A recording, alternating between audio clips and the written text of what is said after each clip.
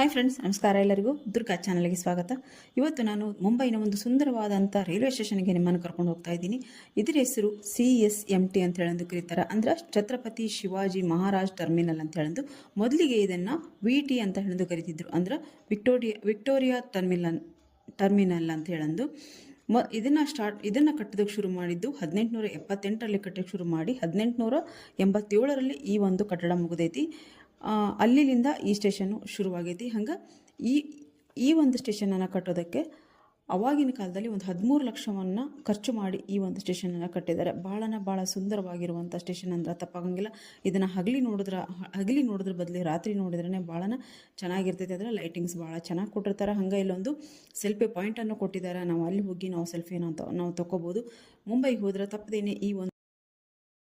ತಪ್ಪದೇನೆ ಈ ಒಂದು CSMT ಸ್ಟೇಷನನ್ನು ನೋಡ್ಕೊಂಡು ಬರ್ರಿ. ಒಂದು ಅರಮನೆ ಇದ್ದಂಗೆ ಐತಿ. ಒಳಗೆ ಹೋಗಿ ನೋಡ್ಬಿಟ್ರಂತೂ ಒಂದು ಅರಮನೆ ಒಳಗೆ ನಾವು ಅದಿವಿನ ಅನಿಸ್ತೈತಿ.